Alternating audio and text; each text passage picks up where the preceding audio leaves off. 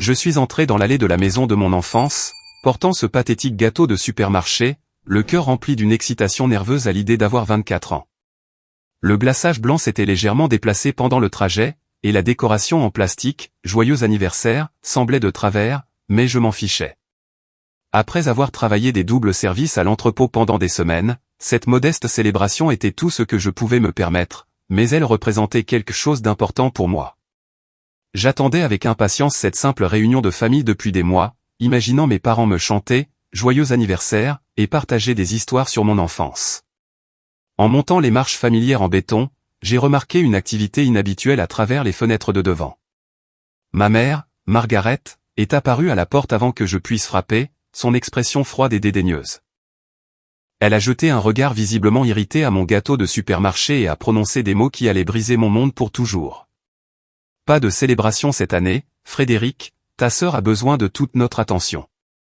L'indifférence cruelle dans sa voix m'a noué l'estomac, alors que je réalisais que j'étais devenu complètement invisible dans ma propre famille. Debout sur ce seuil, tenant mon gâteau rejeté, j'ai ressenti comme un coup physique à la poitrine.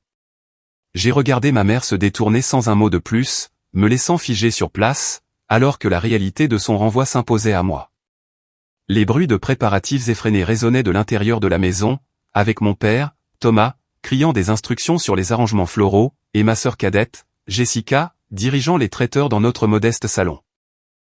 À travers la moustiquaire, je pouvais voir d'élégantes décorations blanches et dorées être accrochées au plafond, des centres de tables floraux coûteux être positionnés sur les tables, et ma famille s'affairait comme s'il préparait un mariage royal.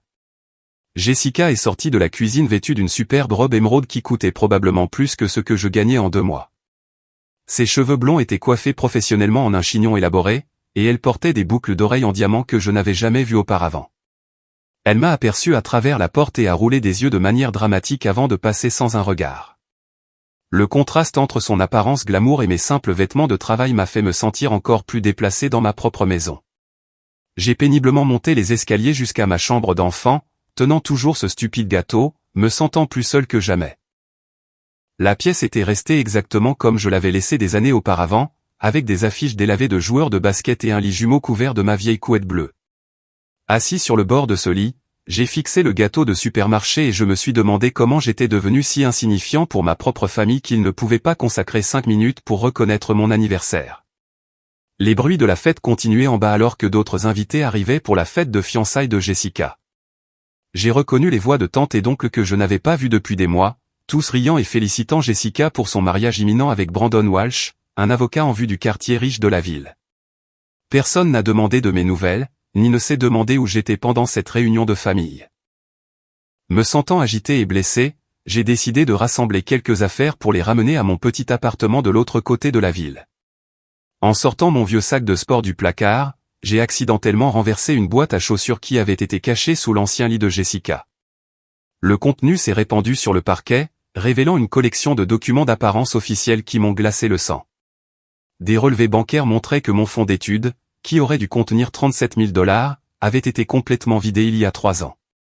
Les registres de virement indiquaient clairement que l'argent était allé directement aux frais de scolarité de l'école d'art privée de Jessica à l'Académie Westmont.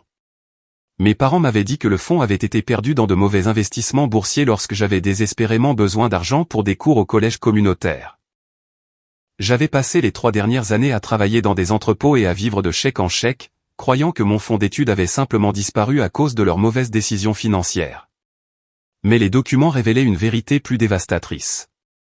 Jessica avait reçu une bourse d'études complète à l'Académie Westmont, ce qui signifie que l'argent volé de mes études avait payé des dépenses inutiles pendant qu'elle étudiait entièrement gratuitement. La lettre de bourse était datée de 6 mois avant que mes parents ne prétendent que mon fonds avait été perdu, prouvant qu'ils m'avaient délibérément menti en transférant mon argent à Jessica. Mes mains tremblaient alors que je découvrais d'autres preuves de leur tromperie. Des cartes d'anniversaire qui m'étaient adressées par mes 2 grands-parents au cours des 5 dernières années avaient été ouvertes et gardées cachées dans cette boîte. Et dans chaque carte se trouvaient des cadeaux en espèces, allant de 50 à 200 $, totalisant plus de 2000 $ que je n'ai jamais reçus. Mes parents avaient intercepté ces cadeaux d'anniversaire et avaient apparemment dépensé l'argent pour les divers besoins et désirs de Jessica. Le coup de grâce est venu quand j'ai trouvé une lettre manuscrite de mon défunt grand-père Robert, déclarant spécifiquement que sa collection de voitures anciennes devait me revenir à sa mort il y a 2 ans. La lettre détaillait 3 automobiles classiques d'une valeur totale d'environ 15 000 $ qui étaient censés m'aider à commencer ma vie d'adulte. Au lieu de cela, j'ai trouvé des reçus de vente montrant que mes parents avaient vendu les 3 voitures immédiatement après les funérailles du grand-père Robert et déposé l'argent sur le compte d'épargne de Jessica pour ce qu'ils appelaient des « fournitures d'art et du matériel éducatif ». Prostré sur le sol de cette chambre, entouré de preuves d'années de vol systématique et de tromperie, j'ai senti toute ma compréhension de ma famille s'effondrer. Ils n'avaient pas seulement volé mon avenir financier, mais avaient activement travaillé pour s'assurer que Jessica reçoive tous les avantages possibles pendant que je luttais seul. La profondeur de leur favoritisme allait bien au-delà de la simple préférence. C'était un abus financier calculé, conçu pour bénéficier à un enfant au détriment complet de l'autre. Les rires et les célébrations d'en bas me semblaient maintenant une moquerie. J'étais là, découvrant que ma famille me volait depuis des années pendant qu'ils organisaient une fête coûteuse pour les fiançailles de Jessica en utilisant de l'argent qui aurait dû soutenir mon éducation et mon avenir. L'ironie était dévastatrice. J'étais rentré chez moi en espérant une simple reconnaissance pour mon anniversaire, pour apprendre que ma propre famille sapait systématiquement ma vie depuis des années. J'ai rassemblé chaque preuve de cette boîte à chaussures et je suis descendu, le cœur battant d'un mélange de rage et de chagrin. Le salon était rempli d'une trentaine de personnes, toutes vêtues de leurs plus beaux habits et tenant des coupes de champagne. Jessica se tenait au centre de l'attention, exhibant son énorme bague de fiançailles à un cercle de parents admiratifs. Mes parents se déplaçaient dans la foule comme des hôtes fiers, acceptant les félicitations pour le mariage réussi de leur fille avec Brandon Walsh. Le contraste entre cette célébration élaborée et mon gâteau d'anniversaire rejeté, abandonné sur le comptoir de la cuisine, m'a rempli d'un ressentiment brûlant. J'ai attendu que Jessica finisse de présenter sa bague avant de m'avancer au centre de la pièce, tenant les documents accablants assez haut pour que tout le monde les voie. J'ai besoin de vous parler à tous de quelque chose d'important, ai-je annoncé assez fort pour couper court au bavardage de la fête. La pièce est progressivement devenue silencieuse alors que les visages se tournaient vers moi avec diverses expressions d'agacement et de confusion. Ma mère, Margaret, avait l'air mortifiée que je perturbe le moment spécial de Jessica, tandis que mon père, Thomas, s'avançait avec une irritation évidente. « Frédéric, ce n'est ni le moment ni l'endroit pour quelque plainte que tu aies maintenant, » a dit Thomas d'un ton dédaigneux, sa voix portant le même ton qu'il pourrait utiliser avec un enfant désobéissant. « Ta sœur célèbre ses fiançailles et tu dois respecter que ce jour est consacré à son bonheur. »« C'est drôle que tu parles de respect, » ai-je répondu, ma voix se stabilisant alors que je brandissais les relevés bancaires. « Je viens de trouver ces documents qui montrent que vous avez transféré la totalité de mon fonds d'études pour payer les frais de scolarité de l'école d'art de Jessica il y a 3 ans. Vous m'avez dit que cet argent avait été perdu dans de mauvais investissements, mais voici la preuve que vous avez délibérément volé 37 000 $ de mon éducation pour payer la sienne. » Un murmure inconfortable a parcouru la foule alors que les parents jetaient des regards entre moi et mes parents. Le visage de Jessica est devenu rouge, mais pas de honte. Au contraire, son expression montrait une colère pure que je cause cette scène pendant sa célébration. Frédéric, s'est-elle avancée, le menton levé avec défi, ne montrant aucune trace de honte ou de regret. Frédéric, tu as toujours été l'indépendant de cette famille. Nous avons pris des décisions que nous pensions être bénéfiques pour tout le monde à long terme. Jessica avait besoin de plus de soutien car elle avait un plus grand potentiel de réussite sociale et professionnelle. La désinvolture de son aveu m'a frappé comme un coup physique. Elle n'essayait même pas de nier le vol. Au contraire, elle le justifiait en se basant sur leur évaluation de notre valeur respective en tant qu'être humain. Un plus grand potentiel ? Ai-je répété, croyant à peine ce que j'entendais. Donc vous avez décidé que je ne méritais pas l'argent que mes grands-parents avaient économisé pour mon éducation parce que vous pensiez que Jessica était plus jolie et plus susceptible de bien se marier. Thomas a hoché la tête sans hésitation, comme si cette logique était parfaitement raisonnable. Jessica a toujours eu des avantages naturels qui te manquent. Elle est plus douée socialement, plus attirante, et franchement, plus susceptible d'atteindre le genre de succès qui rejaillit positivement sur notre famille. Nous avons investi dans l'enfant qui pouvait nous donner le meilleur retour sur nos efforts. Les mots flottaient dans l'air comme du poison. Et j'ai vu plusieurs parents se tortiller mal à l'aise face à cette honnêteté brutale. Mes propres parents venaient d'admettre devant leur famille élargie qu'ils me considéraient comme l'enfant inférieur qui ne méritait pas un traitement ou un investissement égal. Retour sur investissement ? Ai-je demandé, ma voix s'élevant. Je suis votre fils, pas une décision commerciale. Et qu'en est-il de ces cartes d'anniversaire de grand-mère Rose et grand-père William ? Vous avez volé les cadeaux en espèces qui m'étaient adressés pendant des années. J'ai brandi plusieurs enveloppes ouvertes et j'ai vu ma grand-mère Rose halter de choc de l'autre côté de la pièce. Elle m'avait envoyé de l'argent pour mon anniversaire fidèlement, croyant que ces cadeaux m'atteignaient, alors qu'en fait ils finançaient les virées shopping de Jessica. Jessica a finalement pris la parole, sa voix dégoulinant de mépris et de supériorité. Frédéric, tu devrais être reconnaissant que nous t'ayons nourri et logé toutes ces années. La plupart des familles auraient mis à la porte une personne aussi ingrate et égoïste. Au lieu de te plaindre d'une vieille histoire, tu devrais peut-être nous remercier de t'avoir soutenu pendant tes pathétiques boulots d'entrepôt. Ces mots ont révélé quelque chose d'encore plus troublant que le vol de mes parents. Jessica non seulement savait pour l'argent volé et les cadeaux cachés, mais elle se sentait en droit de les avoir.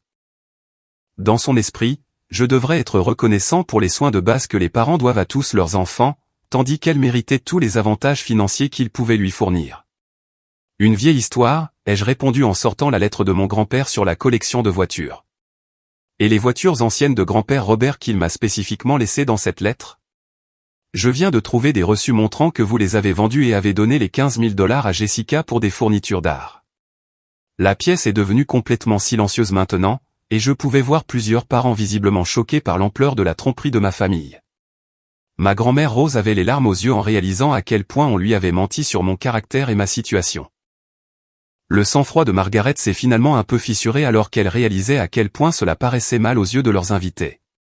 Frédéric, tu fais une scène et tu mets ta sœur dans l'embarras l'un des jours les plus importants de sa vie.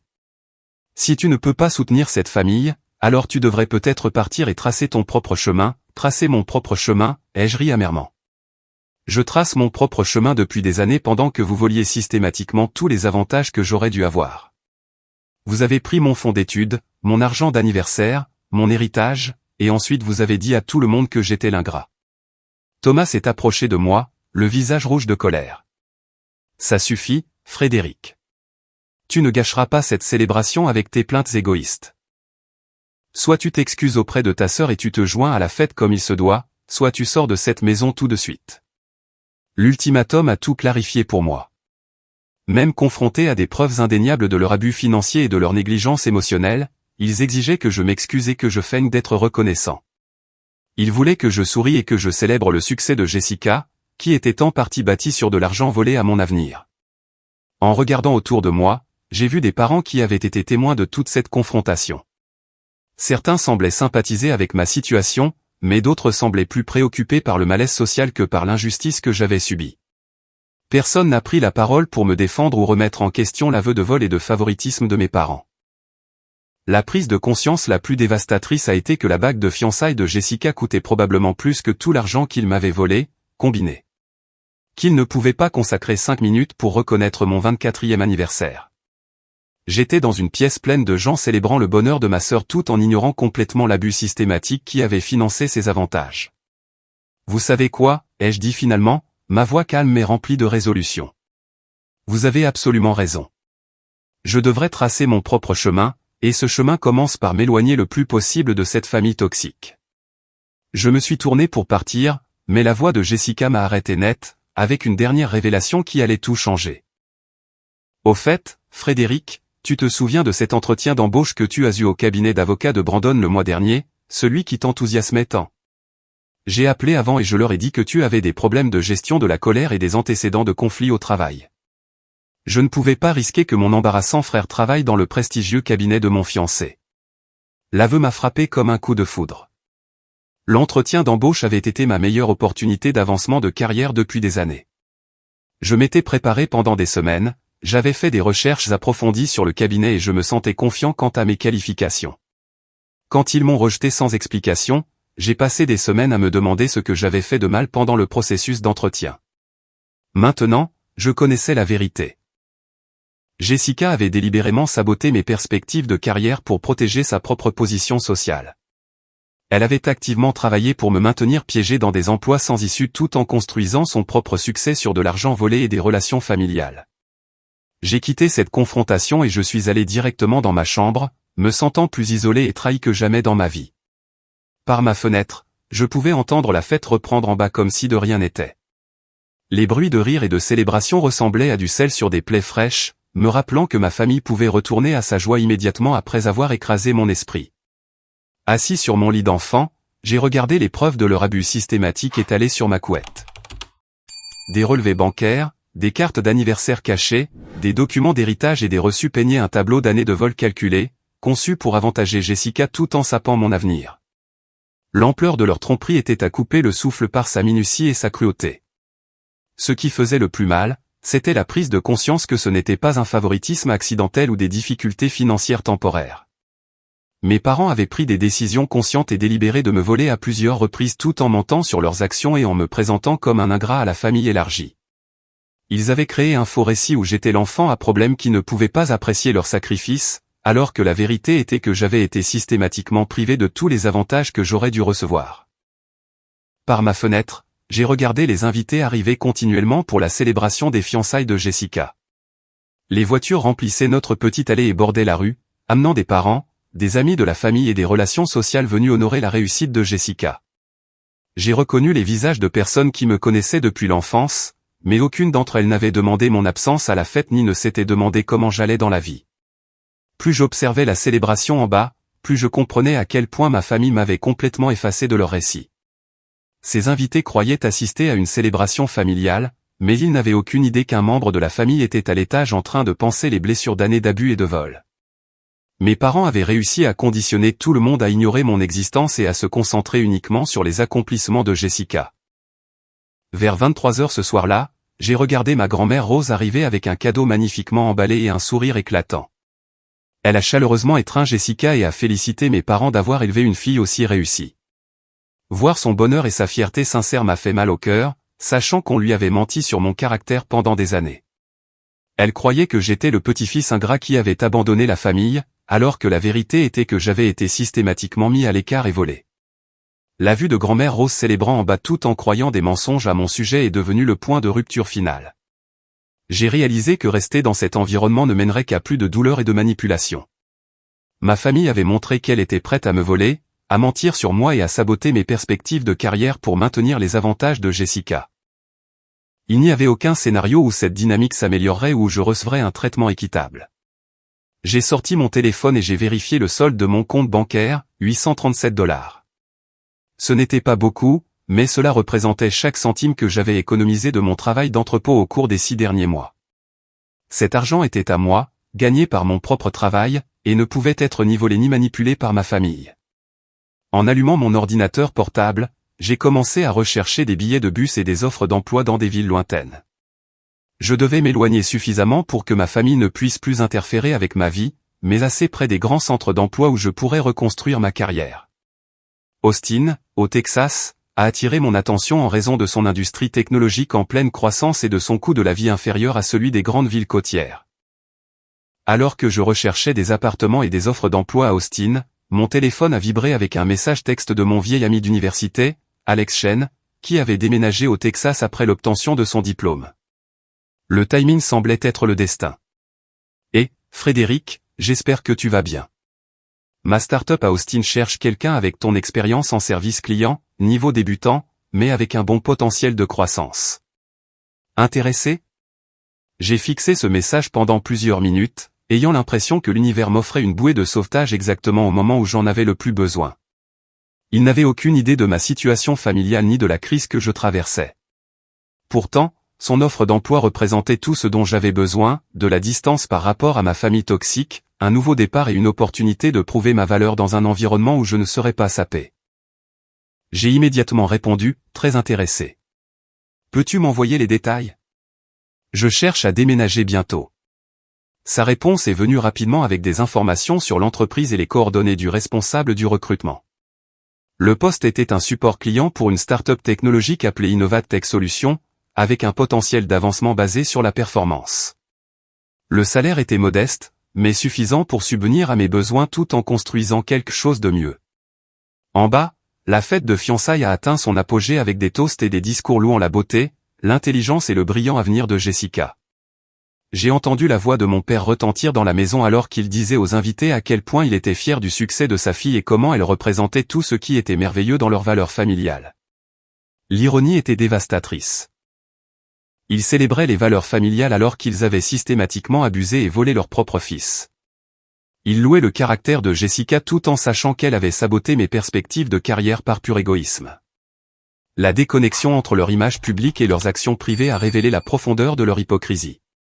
J'ai commencé à faire mes bagages avec une détermination méthodique, vêtements, documents personnels, quelques objets sentimentaux et mon ordinateur portable rentraient facilement dans 2 sacs de sport et un sac à dos. La preuve matérielle de mes 24 années dans cette maison était étonnamment minime, ce qui, d'une certaine manière, a rendu le départ plus facile. En faisant mes bagages, j'ai composé une lettre d'adieu expliquant mon départ. Je voulais qu'ils comprennent que je savais tout de leurs mensonges et de leurs vols, mais je voulais aussi conserver une certaine dignité dans ma sortie. La lettre était brève et factuelle, déclarant que j'avais découvert leur abus financier, compris leurs véritables sentiments sur ma valeur et que je partais pour construire une vie où je ne serais ni saboté ni volé. J'ai placé la lettre sur mon oreiller où ils la trouveraient finalement, ainsi que des copies de toutes les preuves que j'avais découvertes. Ils devaient savoir que j'étais au courant de leurs actions et que leurs manipulations avaient été exposées. Vers minuit, alors que la fête se terminait enfin et que les invités commençaient à partir, j'ai chargé mes affaires dans ma vieille Honda Civic cabossée. La voiture avait 12 ans, avec plus de 200 000 miles, mais elle était à moi, gagnée par mon propre travail et non entachée par la manipulation de ma famille. En démarrant le moteur, j'ai jeté un dernier regard sur la maison où j'avais passé mon enfance. La lumière brillait des fenêtres où ma famille était probablement en train de nettoyer après la célébration de Jessica, discutant de la merveilleuse soirée que c'était et de l'avenir radieux qui s'offrait à elle. Ils n'avaient aucune idée que je disparaissais de leur vie pour toujours. En quittant Millbrook, Ohio, à minuit 30 du matin, j'ai ressenti un étrange mélange de chagrin et de libération. Je laissais derrière moi tout ce qui était familier et je m'aventurais dans une incertitude complète. Mais j'échappais aussi à un environnement toxique qui empoisonnait ma vie depuis des années. Dans une station-service en bordure de la ville, je me suis arrêté pour acheter du café pour le long trajet jusqu'au Texas. Debout dans le magasin de proximité éclairé au néon, j'ai sorti mon portefeuille et j'ai trouvé les quelques photos de famille que j'avais toujours sur moi. Des milliers de matins de Noël, de vacances d'été et de célébrations d'anniversaire de temps plus heureux où je croyais que ma famille m'aimait de la même manière. Sans hésitation, j'ai jeté ces photos dans la poubelle de la station-service. Elles représentaient une fausse histoire où j'étais apprécié et aimé, alors que la réalité était que j'avais été au mieux toléré et systématiquement sapé. Garder ces photos ne ferait que me rappeler des illusions qui avaient été brisées pour toujours. En remontant dans ma voiture, j'ai programmé Austin, Texas, dans mon GPS et j'ai commencé le trajet de 9 heures vers ma nouvelle vie. L'autoroute s'étendait à l'infini devant moi, sombre et incertaine, mais pour la première fois depuis des années, j'avais l'impression d'avancer vers l'espoir plutôt que de m'en éloigner. Le trajet jusqu'à Austin m'a fait traverser le cœur de l'Amérique, passant par de petites villes et des terres agricoles sans fin qui ne ressemblaient en rien aux paysages de banlieue de l'Ohio que je laissais derrière moi. J'ai conduit toute la nuit, alimenté par le café de station-service et l'adrénaline de prendre la plus grande décision de ma vie.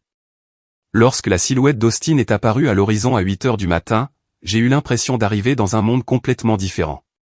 Alex m'a retrouvé dans un restaurant du centre-ville appelé Magnolia Café, et j'ai été frappé de voir à quel point il avait l'air plus confiant et réussi que pendant nos jours d'université. Il portait une chemise impeccable et parlait avec enthousiasme de la scène des startups technologiques à Austin, décrivant des opportunités et un potentiel de croissance qui semblait impossible depuis mon poste d'entrepôt. Innovatech Solutions est exactement le genre d'endroit où le travail acharné est rapidement remarqué, m'a expliqué Alex autour de tacos pour le petit déjeuner. La propriétaire, Diana Martinez, a bâti l'entreprise à partir de rien il y a 5 ans, et elle promeut en fonction des résultats, pas de la politique ou des relations. Si tu peux résoudre des problèmes et améliorer des systèmes, tu progresseras plus vite que tu ne le pourrais jamais dans une entreprise traditionnelle. L'entreprise occupait le 2e étage d'un entrepôt reconverti à East Austin, avec des murs en briques apparentes, des bureaux debout et un aménagement ouvert qui semblait énergique et collaboratif. Lors de mon entretien avec Diana, une femme aux yeux vifs au début de la quarantaine, j'ai été honnête sur mon expérience en service client et mon désir d'apprendre des compétences techniques. Je ne cherche pas quelqu'un avec des qualifications parfaites, m'a dit Diana.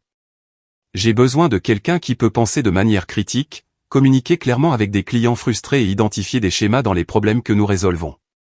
Les compétences techniques peuvent être enseignées, mais l'instinct de résolution de problèmes est soit là, soit il ne l'est pas. Elle m'a offert le poste sur le champ, avec un salaire de départ de $35 000, ce qui était modeste, mais suffisant pour couvrir les frais de subsistance de base à Austin. Plus important encore, elle a présenté des opportunités d'avancement claires basées sur des mesures de performance et le développement des compétences. J'ai trouvé un studio dans une maison reconvertie près de l'université pour $600 par mois. L'espace était minuscule, mais propre, avec du parquet, de hautes fenêtres et assez de place pour un lit, un bureau et une petite table de cuisine. Après des années à vivre dans ma chambre d'enfant ou à partager des espaces étroits avec des colocataires, avoir mon propre logement ressemblait à un luxe. Les premiers mois chez Innovatech ont été difficiles, mais exaltants. Je traitais les appels de support client pour les petites entreprises utilisant le logiciel de gestion de projet de l'entreprise, résolvant des problèmes techniques et expliquant les fonctionnalités du système. En quelques semaines, j'ai commencé à remarquer des schémas dans les plaintes et les suggestions des clients qui révélaient des problèmes sous-jacents avec l'interface utilisateur du logiciel. Au lieu de simplement résoudre des problèmes individuels, j'ai commencé à documenter ces schémas et à proposer des améliorations systématiques. J'ai créé des rapports détaillés montrant comment des modifications mineures du logiciel pouvaient éviter des dizaines d'appels de support et améliorer les scores de satisfaction des clients. Diana a immédiatement remarqué mon initiative. La plupart des représentants du support client répondent simplement au téléphone et suivent des scripts, m'a-t-elle dit lors de mon évaluation de 3 mois. Tu penses comme un développeur de produits, identifiant les causes profondes au lieu de simplement traiter les symptômes. C'est exactement le genre de pensée qui construit des entreprises prospères. Elle m'a promu analyste de la réussite client avec une augmentation à $42 000 et des responsabilités supplémentaires pour améliorer les taux de rétention des clients. La promotion est venue avec mon propre bureau, un accès aux outils de développement et des opportunités de travailler directement avec l'équipe de programmation. Pendant cette période, j'ai gardé un silence complet sur ma situation familiale. J'ai changé mon numéro de téléphone, supprimé mes comptes de réseaux sociaux et évité tout contact avec les gens de ma ville natale. Alex savait que j'avais quitté l'Ohio pour des raisons personnelles, mais j'ai gardé les détails privés tout en me concentrant entièrement sur la construction de ma nouvelle vie. L'isolement était parfois difficile, surtout pendant les vacances lorsque mes collègues parlaient de réunions de famille et de traditions. Mais je me suis rappelé que ma famille biologique ne m'avait jamais fourni le soutien et les encouragements que je recevais maintenant de mes collègues. Diana est devenue une sorte de mentor, m'offrant des conseils de carrière et me mettant au défi de développer des compétences que je ne savais même pas posséder. 6 mois après le début de mon emploi, j'ai proposé de créer un système complet de gestion de la relation client qui suivrait le comportement des utilisateurs, prédirait les problèmes potentiels et automatiserait les tâches de support de routine. La proposition nécessitait une recherche et une planification technique importante, mais je croyais qu'elle pourrait révolutionner la manière dont l'entreprise interagissait avec les clients. En travaillant le soir et le week-end, j'ai appris moi-même des langages de programmation de base et la gestion de bases de données grâce à des cours en ligne et des livres de bibliothèque. La courbe d'apprentissage était abrupte, mais chaque petite percée ressemblait à une validation de mes capacités et de mon potentiel. Ma percée est survenue lorsqu'un client important s'est plaint d'erreurs de facturation récurrentes qui lui coûtaient des milliers de dollars en temps administratif. Au lieu d'offrir un dépannage standard, j'ai analysé l'historique complet de leur compte et découvert que notre système de facturation avait une faille affectant les clients avec certains calendriers de paiement. J'ai développé une solution qui a non seulement résolu leurs problèmes spécifiques, mais a également empêché des problèmes similaires pour des centaines d'autres clients. Le correctif a permis à l'entreprise d'économiser environ $50 000 en pertes potentielles d'affaires et en coûts de support client. Diana a été si impressionnée qu'elle m'a fait venir à une réunion de la haute direction pour présenter mes conclusions. Debout dans cette salle de conférence, expliquant des solutions techniques à des cadres et des programmeurs, je me suis senti plus valorisé et respecté que je ne l'avais jamais été dans la maison de ma famille. Frédéric a identifié un problème systématique dont nous ne connaissions même pas l'existence, a annoncé Diana à l'équipe. Sa solution démontre le genre de pensée proactive qui sépare les bonnes entreprises des grandes. C'est exactement pourquoi nous investissons dans des personnes qui font preuve d'initiative et de compétences analytiques. L'entreprise a mis en œuvre mon correctif du système de facturation et m'a demandé de diriger un projet plus large visant à examiner tous les processus de support client pour des inefficacités similaires. Mon rôle s'est à nouveau élargi avec une autre promotion au poste de développeur junior et une augmentation de salaire à $58 000. Plus important encore, j'acquérais de la confiance et des compétences techniques qui m'ouvraient des portes à des opportunités que je n'avais jamais imaginées possibles. Les emplois d'entrepôt en Ohio m'avaient semblé être des impasses sans potentiel d'avancement, mais cet environnement récompensait l'innovation et le travail acharné par une véritable croissance de carrière. À mon premier anniversaire chez Innovatech, j'ai appris par des connaissances communes que les fiançailles de Jessica avaient pris fin de manière dramatique. Apparemment, Brandon avait découvert sa dépendance secrète au shopping et ses dettes de carte de crédit, totalisant 25 000 $. Il a rompu les fiançailles quand elle n'a pas pu expliquer comment elle avait accumulé une dette aussi massive en vivant sans loyer à la maison. Mes parents auraient eu du mal à aider Jessica à rembourser ses cartes de crédit tout en faisant face à une baisse de revenus du travail de mon père dans la sécurité. La pression financière pour soutenir le style de vie de Jessica causait apparemment un stress important dans leur mariage. Apprendre leurs problèmes m'a semblé étrange et distant, comme entendre des ragots sur des connaissances plutôt que sur ma famille immédiate. Je n'ai ressenti aucune satisfaction dans leurs difficultés, mais aussi aucune envie de retourner les aider à traverser leurs épreuves. Ils avaient fait leur choix sur l'avenir dans lequel investir, et maintenant ils subissaient les conséquences de ces décisions. Au lieu de m'attarder sur leur situation, je me suis concentré sur ma propre croissance continue. Je me suis inscrit à des cours de programmation du soir à l'Austin Community College et j'ai commencé à développer une plateforme d'automatisation du service client plus sophistiquée qui pourrait potentiellement servir des entreprises au-delà d'Innovatech. Les défis techniques étaient passionnants et stimulants d'une manière que mes emplois précédents n'avaient jamais été. Chaque problème que je résolvais et chaque compétence que je développais ressemblait à la construction de quelque chose de significatif et de durable plutôt qu'à simplement gagner un salaire. À la fin de ma première année à Austin, ma valeur nette avait atteint près de 15 000 $ grâce à des économies et une budgétisation minutieuse. Plus important encore, j'avais développé un réseau professionnel, des compétences techniques et une trajectoire de carrière qui promettait un avancement continu basé sur le mérite plutôt que sur les relations familiales ou les manœuvres politiques. La transformation de travailleur d'entrepôt à professionnel de la technologie s'est faite plus rapidement que je ne l'avais jamais imaginé possible, mais elle a nécessité un engagement total à apprendre et à faire mes preuves dans un environnement où mon passé n'avait pas d'importance. À Austin, j'étais jugé uniquement sur mes capacités et mes contributions, ce qui était tout ce que j'avais toujours voulu de ma famille. Au cours de ma deuxième année chez Innovatech, mon projet d'automatisation du service client a évolué pour devenir quelque chose de beaucoup plus grand que ce que j'avais initialement envisagé. Le système que j'ai développé pouvait analyser les interactions des clients sur plusieurs canaux, prédire les besoins de support avant que les problèmes ne surviennent et résoudre automatiquement les problèmes courants sans intervention humaine.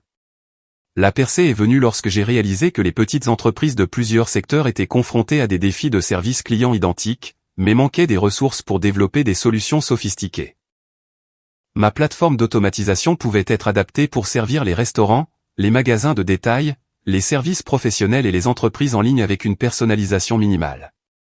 J'ai passé 6 mois à affiner le logiciel pendant mon temps libre, en le testant avec des entreprises locales d'Austin qui ont accepté de piloter le système en échange d'une mise en œuvre gratuite. Les résultats ont été extraordinaires, les entreprises participantes ont réduit leur coût de service client de 40% en moyenne tout en améliorant les scores de satisfaction et les temps de réponse. La nouvelle de ma plateforme s'est répandue dans la communauté soudée des petites entreprises d'Austin, et j'ai commencé à recevoir des demandes d'entreprises de tout le Texas qui voulaient mettre en œuvre des systèmes similaires. La demande dépassait de loin ce que je pouvais gérer en tant que projet parallèle tout en travaillant à plein temps chez Innovatech. Diana a remarqué ma distraction et mon enthousiasme croissant pour le projet d'automatisation.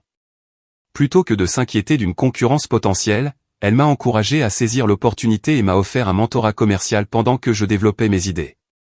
Frédéric, tu as identifié un véritable besoin du marché et créé une solution qui pourrait bénéficier à des milliers d'entreprises, m'a-t-elle dit lors d'une discussion sur la planification de carrière. Innovatech aura toujours une place pour toi, mais l'entrepreneuriat pourrait être ta véritable vocation. Si tu décides de créer ta propre entreprise, je te soutiendrai de toutes les manières possibles. Son encouragement m'a donné la confiance nécessaire pour rechercher la création d'entreprises, la protection de la propriété intellectuelle et les options de financement pour les startups technologiques. La courbe d'apprentissage était intimidante, mais chaque défi semblait gérable par rapport à l'abus émotionnel et au vol financier que j'avais surmonté dans ma situation familiale.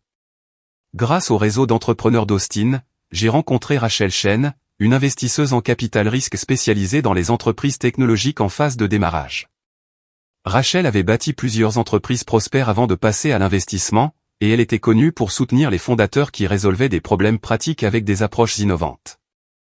Lors de notre première rencontre dans un café du centre-ville, j'ai fait la démonstration de ma plateforme d'automatisation du service client en utilisant des données réelles d'entreprises pilotes. Rachel a immédiatement saisi la taille potentielle du marché et les opportunités de revenus. Les petites entreprises dépensent des milliards de dollars par an en services clients qui pourraient être automatisés ou rationalisés, a expliqué Rachel. Votre plateforme répond à de véritables points de douleur avec des économies de coûts mesurables. La scalabilité est énorme car chaque entreprise a besoin d'un service client, mais la plupart manquent de l'expertise technique pour optimiser ses processus. Elle a offert d'investir $200 000 en échange d'une participation de 20% au capital, à condition que je m'engage à quitter Innovatech et à me consacrer à plein temps à la construction de l'entreprise. L'investissement couvrirait le développement de logiciels, le marketing, les frais juridiques et 18 mois de frais de fonctionnement pendant que nous établissions l'entreprise. La décision de quitter mon emploi stable et de me lancer dans l'entrepreneuriat semblait à la fois terrifiante et exaltante. J'avais passé 2 ans à construire une sécurité et une crédibilité professionnelle, mais cette opportunité représentait tout ce que j'avais espéré accomplir par le travail acharné et l'innovation. J'ai donné un préavis de 6 semaines à Diana et j'ai travaillé avec diligence pour transférer mes responsabilités à d'autres membres de l'équipe. Elle était sincèrement enthousiaste à propos de mon projet entrepreneurial et a offert de servir de conseillère et de cliente potentielle pour ma nouvelle entreprise. Tu prends la bonne décision, m'a assuré Diana lors de ma dernière semaine chez Innovatech. Je t'ai vu passer de représentant du support client à développeur innovant en un temps record. Ton éthique de travail et tes compétences en résolution de problèmes feront le succès de cette entreprise et tu ne te demanderas jamais ce qui aurait pu se passer si tu n'avais pas pris ce risque. J'ai nommé mon entreprise Connect Flow et j'ai établi des bureaux dans un espace de travail partagé près du centre-ville d'Austin. L'environnement était rempli d'autres startups et d'entrepreneurs, créant une atmosphère d'innovation et d'ambition qui m'énergisait quotidiennement. Ma première décision majeure a été d'embaucher Diana comme directrice des opérations.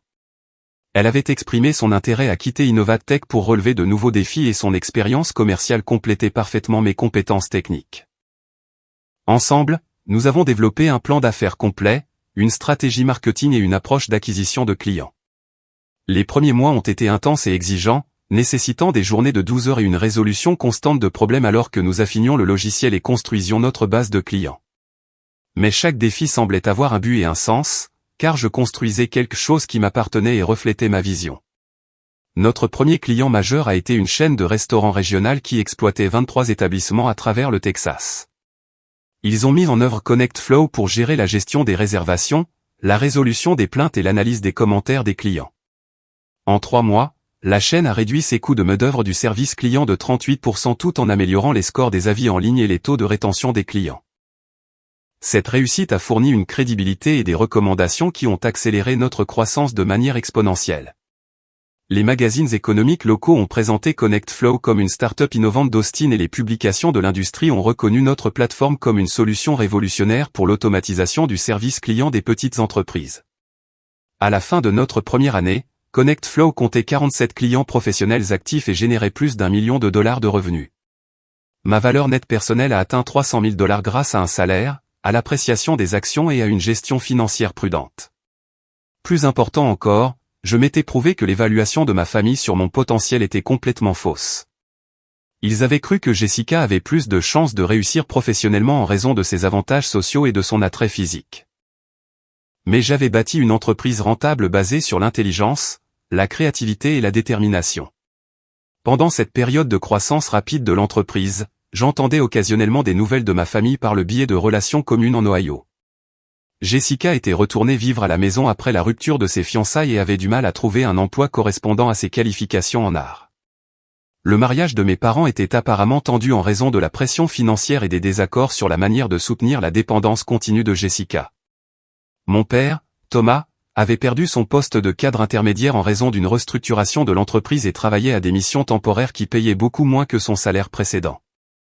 L'emploi à temps partiel de ma mère, Margaret, dans le commerce de détail couvrait à peine les dépenses de base du ménage et ils étaient en retard sur les paiements de leur hypothèque. Le contraste entre mon succès et leurs difficultés était frappant, mais je n'éprouvais aucun désir de me vanter ou de chercher à me venger.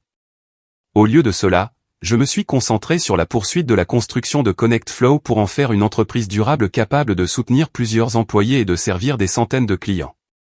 L'aspect le plus satisfaisant de mon succès a été de gagner le respect et la reconnaissance entièrement basés sur le mérite. Mes clients appréciaient Connect Flow parce qu'ils résolvaient leurs problèmes et amélioraient leur rentabilité, pas à cause de relations familiales ou d'avantages sociaux. Cette validation signifiait plus pour moi que n'importe quelle somme d'argent, car elle prouvait que le travail acharné et l'innovation pouvaient surmonter n'importe quel désavantage. L'investissement de Rachel était basé sur sa confiance en mes capacités et mon potentiel commercial. Diana avait rejoint mon entreprise parce qu'elle croyait en ma vision et en mes compétences en leadership. Nos clients recommandaient ConnectFlow à d'autres entreprises parce qu'ils bénéficiaient d'avantages tangibles de nos services. Ce réseau de relations professionnelles bâti sur le respect mutuel et le succès partagé me semblait plus précieux et significatif que les liens familiaux que j'avais perdus en quittant l'Ohio. J'étais enfin entouré de personnes qui appréciaient mes contributions et soutenaient ma croissance continue. La transformation de ConnectFlow de start-up à entreprise établie s'est produite plus rapidement que je ne l'avais jamais imaginé. Au cours de notre deuxième année, nous avons étendu notre base de clients à plus de 200 entreprises dans cet État, allant des restaurants locaux aux cabinets de services professionnels régionaux. Nos revenus ont atteint 4 millions de dollars par an et l'entreprise employait 15 personnes à divers postes techniques et de support. Ma percée personnelle est survenue lorsque Tech Global Industries, une grande entreprise qui fournissait des solutions logicielles aux entreprises du Fortune 500, nous a approchés pour acquérir ConnectFlow. Leurs dirigeants avaient suivi notre croissance et étaient impressionnés par nos taux de rétention de clients et nos fonctionnalités d'automatisation innovantes. Le processus de négociation de l'acquisition a duré 3 mois et a impliqué des audits financiers détaillés, des évaluations techniques et des séances de planification stratégique. Tech Global voulait intégrer la plateforme de ConnectFlow dans sa suite de produits existantes et tirer parti de son immense réseau de vente pour atteindre des clients de niveau entreprise. L'offre finale était de 12 millions de dollars pour la propriété complète de ConnectFlow, avec des bonus de performance supplémentaires si les objectifs de revenus étaient atteints au cours des 3 années suivantes.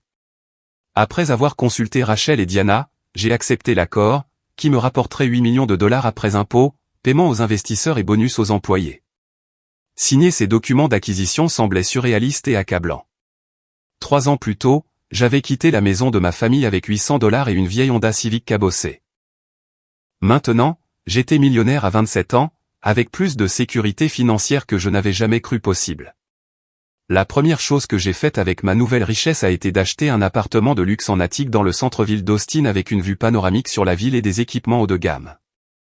L'espace était 10 fois plus grand que mon studio d'origine, avec une cuisine gastronomique, des dressings et un bureau à domicile surplombant le lac Lady Bird. J'ai également acheté une Tesla Model S et j'ai commencé à voyager à l'international pour les affaires et le plaisir. Visiter Londres, Tokyo et Sydney a élargi ma perspective sur les marchés mondiaux et les opportunités commerciales tout en me procurant des expériences dont je n'avais que rêvé pendant mes jours de travailleur d'entrepôt. L'acquisition a fait la une des journaux économiques locaux, les magazines d'Austin présentant mon histoire comme un exemple de réussite entrepreneuriale dans le secteur technologique en pleine croissance de la ville. Les articles décrivaient mon ascension rapide de représentant du service client à propriétaire d'entreprises millionnaires, bien qu'ils ne mentionnent pas mon histoire familiale ni mes difficultés personnelles. Ces publications ont apparemment été découvertes par des gens de ma ville natale, car ma famille a commencé à apprendre mon succès et à tenter de renouer le contact. La première approche est venue par les réseaux sociaux, où Jessica a créé plusieurs faux comptes pour m'envoyer des messages affirmant qu'elle avait grandi et mûri depuis notre dernière interaction.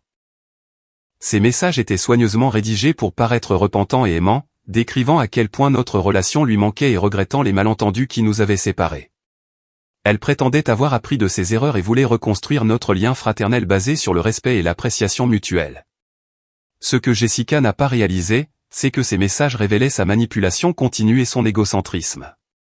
Elle décrivait nos conflits comme des malentendus plutôt que de reconnaître son rôle dans le sabotage de ma carrière ou le soutien à l'abus financier de nos parents.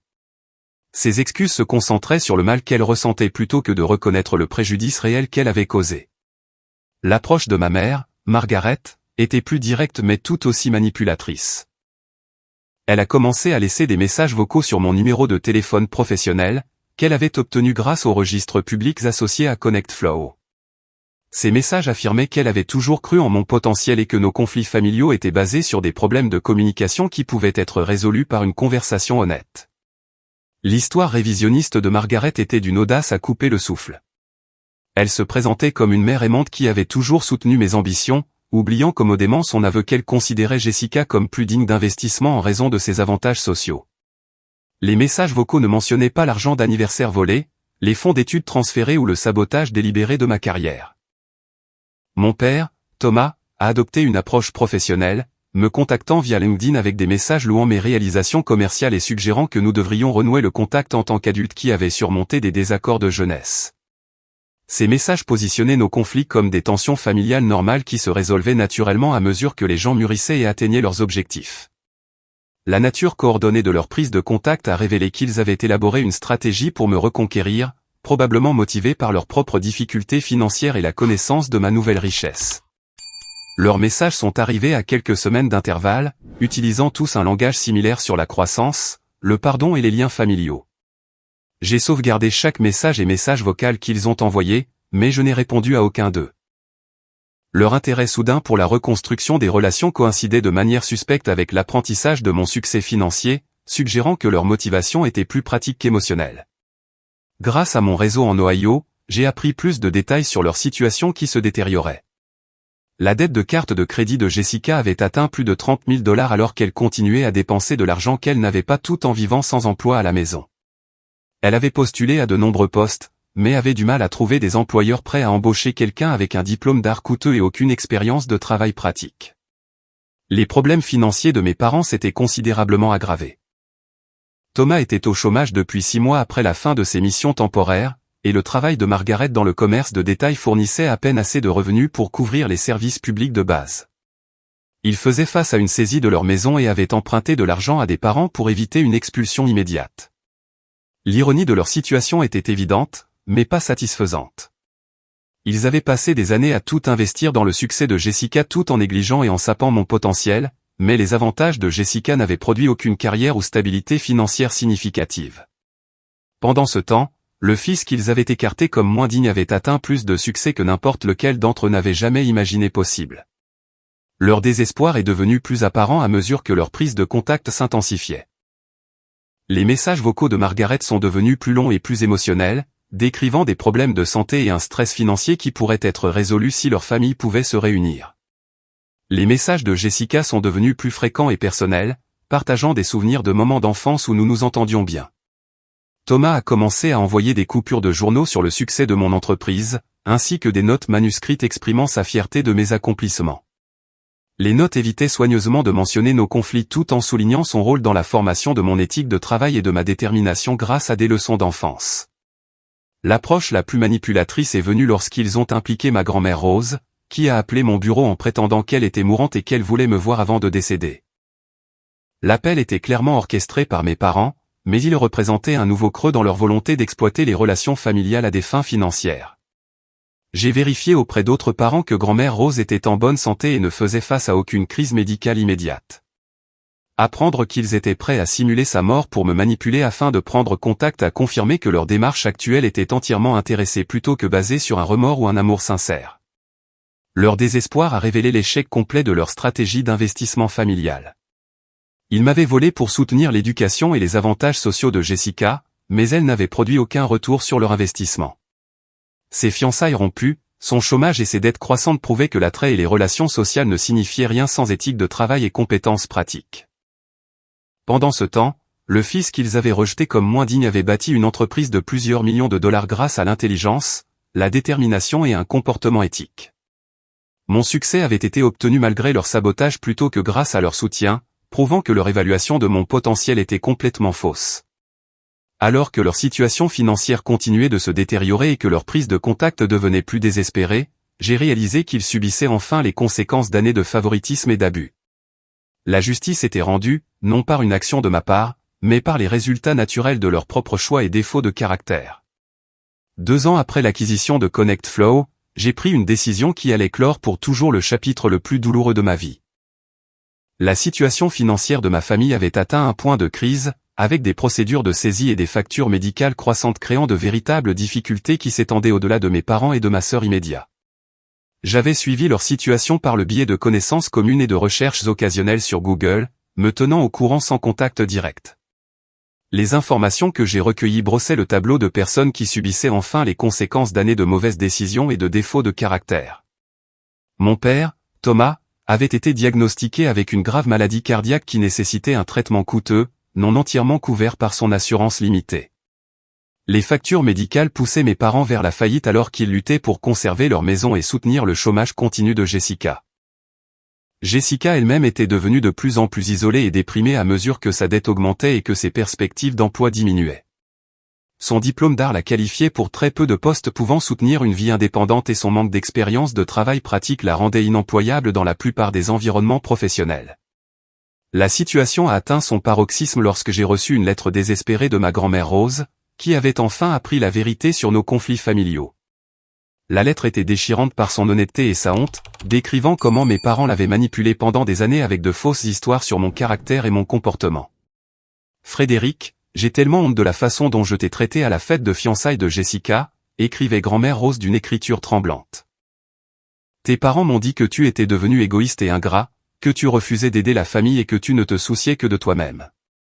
Je les ai crus parce que je faisais confiance à leurs paroles concernant leurs propres enfants. Maintenant, je sais qu'ils mentaient pour couvrir leur propre comportement terrible envers toi. Elle a expliqué que d'autres parents avaient progressivement révélé des bribes de la vérité sur mon fonds d'études volé, mes cadeaux d'anniversaire cachés et le favoritisme systématique qui m'avait fait fuir. Le tableau complet de l'abus financier de mes parents était enfin devenu clair pour les membres de la famille élargie qui avaient été trompés pendant des années. Je comprends pourquoi tu es parti et pourquoi tu n'es pas revenu, poursuivait sa lettre. Mais je sais aussi que tu es une bonne personne avec un cœur bon, malgré tout ce qu'ils t'ont fait. Ton grand-père Robert serait si fier de l'homme que tu es devenu et il voudrait que tu fasses preuve de miséricorde envers les gens qui ont besoin d'aide, même s'ils ne le méritent pas. En lisant cette lettre dans mon pantouse d'Austin, entouré du succès que j'avais bâti par mes propres efforts, j'ai ressenti un mélange complexe de justification et de tristesse. La reconnaissance de la vérité par ma grand-mère a validé tout ce que j'avais vécu, mais elle a également souligné le coût du dysfonctionnement de ma famille. J'ai décidé de retourner à Millbrook pour la première fois en 4 ans, conduisant ma Tesla dans des rues familières qui semblaient plus petites et plus miteuses que dans mes souvenirs. La ville semblait figée dans le temps alors que j'avais grandi et changé au-delà de toute reconnaissance. La maison de mon enfance montrait des signes évidents de difficultés financières. La pelouse était envahie par les mauvaises herbes, la peinture s'écaillait des volets et un panneau, à vendre, était bien en évidence dans le jardin de devant. La maison qui avait autrefois représenté la stabilité et les liens familiaux ressemblait maintenant à un symbole de déclin et d'échec. Je me suis rendu au Murphy's dîner du centre-ville, sachant que c'était un endroit où je pourrais rencontrer des membres de ma famille ou d'anciennes connaissances. Effectivement, ma grand-mère Rose prenait un café avec 2 autres femmes âgées quand je suis entré. Son visage a montré de la surprise et de la joie quand elle m'a reconnu. « Frédéric, oh mon Dieu, regarde-toi » a-t-elle dit en se levant prudemment de sa banquette pour m'embrasser. Les autres femmes me regardaient ouvertement alors que grand-mère Rose me présentait comme son petit-fils qui avait réussi et qui possédait une entreprise technologique au Texas.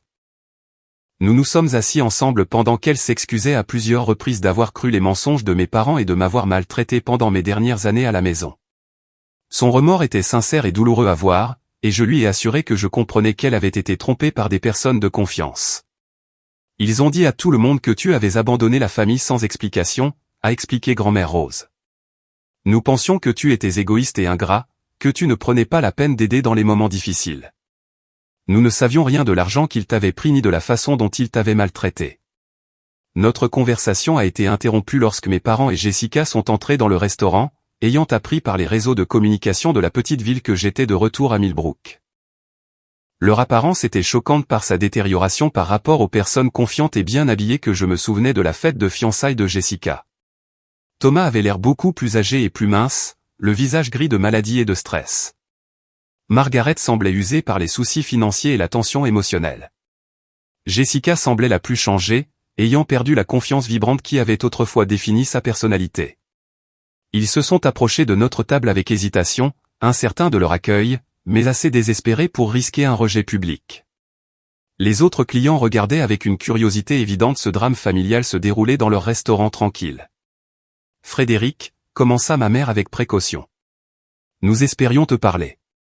Nous savons qu'il y a eu des problèmes par le passé, mais nous voulons arranger les choses entre nous. » Le mot « problème » était un euphémisme si énorme que j'ai failli rire. Leur vol systématique et leur abus émotionnel avaient été réduits à des « problèmes » qui pouvaient être résolus par la conversation et la bonne volonté. Arranger les choses nécessiterait de reconnaître ce qui s'est réellement passé, ai-je répondu calmement. Êtes-vous prêt à admettre que vous avez volé mon fonds d'études, caché mes cadeaux d'anniversaire, vendu mon héritage et saboté mes perspectives de carrière au profit de Jessica? La franchise de ma question les a clairement choqués, mais ils étaient trop désespérés pour reculer. Thomas a hoché la tête à contre-cœur, tandis que Margaret semblait mal à l'aise avec mes accusations spécifiques. Nous avons fait des erreurs dans la gestion des finances familiales, a admis Thomas avec précaution. Nous pensions prendre des décisions qui profiteraient à tout le monde à long terme, mais nous réalisons maintenant que nous t'avons blessé injustement. Jessica est restée silencieuse, fixant la table pendant que ses parents tentaient de limiter les dégâts.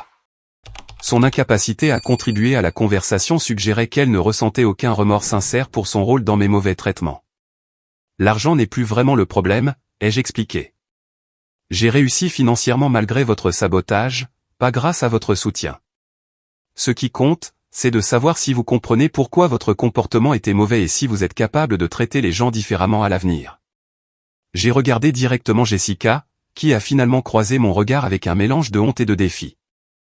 Comprends-tu que saboter mon entretien d'embauche était cruel et destructeur?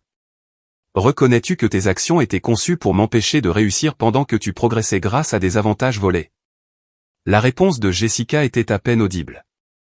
J'avais peur que ta présence au cabinet de Brandon me mette dans l'embarras. Je sais que c'était mal, mais je protégeais ma relation. Sa réponse a révélé qu'elle ne comprenait toujours pas l'éthique fondamentale de ce qu'elle avait fait. Elle était désolée pour les conséquences, mais pas pour le processus de pensée qui l'avait amené à saboter les perspectives de carrière de son propre frère. Malgré leur compréhension imparfaite de leur comportement passé, j'ai réalisé qu'ils connaissaient enfin de véritables difficultés qui les avaient dépouillés de leur arrogance et de leur sentiment de droit. Les conséquences naturelles de leur choix leur avaient appris des leçons que mes arguments n'auraient jamais pu leur apprendre. Je suis prêt à aider avec les factures médicales de papa et à vous empêcher de perdre la maison, ai-je annoncé, provoquant un soulagement visible sur leur visage. Mais il y aura des conditions qui devront être remplies avant et pendant toute aide financière. J'ai exposé mes exigences, ils suivraient une thérapie familiale pour aborder leur dysfonctionnement et leur favoritisme. Ils reconnaîtraient publiquement leur mauvais traitement passé aux membres de la famille élargie qui avaient été trompés, et ils s'engageraient à traiter tous les membres de la famille avec un respect et une considération égaux. De plus, Jessica serait tenue de trouver un emploi dans les 6 mois et de commencer à rembourser sa dette de carte de crédit par son propre travail. Mon aide couvrirait les frais médicaux et de logement d'urgence, mais ne subventionnerait pas un chômage continu ou des dépenses irresponsables. Plus important encore, ai-je conclu, vous devez comprendre que cette aide est basée sur la miséricorde, pas sur l'obligation. Je ne vous dois rien après des années d'abus et de vol. J'aide parce que je choisis de faire preuve de compassion, mais j'attends en retour de la responsabilité et un changement sincère. Les conditions étaient difficiles, mais justes, les obligeant à s'attaquer aux causes profondes de leur dysfonctionnement plutôt que de simplement accepter un sauvetage financier. Leur volonté de répondre à ces exigences démontrerait s'ils étaient capables de croissance et de changement. Au cours des mois suivants, ma famille a lentement commencé à remplir les conditions que j'avais établies. Ils ont assisté à des séances de conseil qui les ont forcés à affronter leur schéma de favoritisme et de manipulation. Les membres de la famille élargie ont appris la vérité sur mon départ et les circonstances qui m'avaient fait fuir. Jessica a trouvé un emploi dans une entreprise de marketing locale et a commencé à rembourser sa dette par des versements mensuels. Le travail était difficile pour quelqu'un habitué au soutien familial, mais il lui a procuré une indépendance et un respect de soi qu'elle n'avait jamais gagné auparavant. L'attitude de mes parents à mon égard a changé fondamentalement lorsqu'ils ont reconnu que mon succès était autodidacte plutôt qu'accidentel. Ils ont commencé à me traiter avec respect et appréciation au lieu de la tolérance dédaigneuse que j'avais connue tout au long de mon enfance. La transformation n'était pas complète ni parfaite, mais elle représentait un progrès sincère vers une dynamique familiale plus saine. Plus important encore, j'ai appris que ma plus grande réussite n'était pas la richesse financière, mais la maturité émotionnelle pour pardonner aux gens qui m'avaient fait du tort tout en me protégeant des abus futurs. Mon histoire m'a appris que les relations familiales doivent être bâties sur le respect mutuel et l'attention sincère, et non sur des liens génétiques ou des attentes sociales. Le vrai succès signifie avoir la force de s'éloigner des situations toxiques, la sagesse de construire quelque chose de mieux par ses propres efforts et la compassion de faire preuve de miséricorde lorsque cela est mérité. La vengeance que j'avais autrefois imaginée ne s'est jamais matérialisée car elle est devenue inutile. Les conséquences naturelles de leur choix ont fourni plus de justice que n'importe quelle action que j'aurais pu entreprendre, tandis que mon succès prouvait que leur évaluation de ma valeur était complètement fausse. En y repensant, j'ai réalisé que quitter ma famille était la décision la plus difficile et la plus importante de ma vie. Il a fallu un courage énorme pour m'éloigner de tout ce qui était familier et reconstruire toute mon existence autour de valeurs et de relations différentes. Mais cette décision a conduit à des expériences et des réalisations que je n'aurais jamais pu imaginer en étant piégé dans leur dynamique toxique. Construire Connect Flow, gagner des millions de dollars et créer de véritables relations professionnelles m'a appris des leçons sur mes propres capacités qui ont transformé la façon dont je me voyais et mon potentiel. La leçon la plus précieuse que j'ai apprise est que votre passé ne détermine pas votre avenir, à moins que vous ne le laissiez faire. Les gens qui vous sous-estiment vous donnent l'occasion de leur prouver le contraire par vos actions et vos réalisations.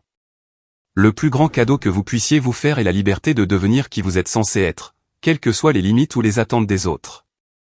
Mon 24e anniversaire a commencé par un rejet et un gâteau de supermarché, mais il s'est terminé par les premiers pas vers une vie d'indépendance et de succès. Parfois, les pires moments de notre vie sont en fait des portes d'entrée vers nos plus grandes réalisations si nous avons le courage de les franchir. À tous ceux qui m'écoutent et qui se sont sentis sous-estimés ou ignorés par les personnes les plus proches d'eux, votre valeur n'est pas déterminée par leurs opinions ou leur traitement.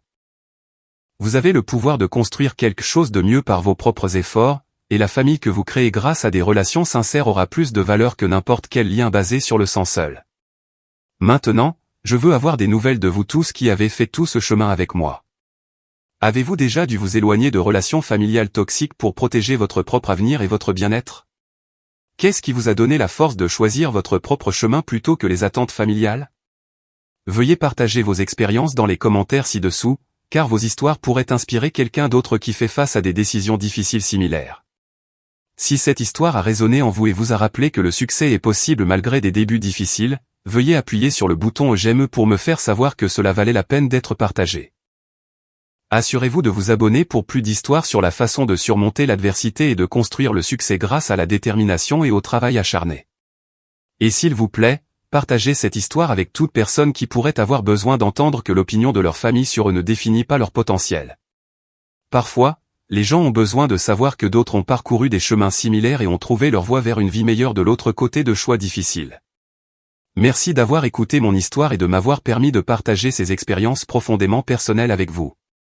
J'espère qu'elle vous apportera réconfort, inspiration ou simplement la connaissance que vous n'êtes pas seul face aux défis que vous rencontrez. D'ici la prochaine fois, souvenez-vous que votre avenir est entre vos mains, peu importe d'où vous êtes parti ou qui a cru en vous en cours de route.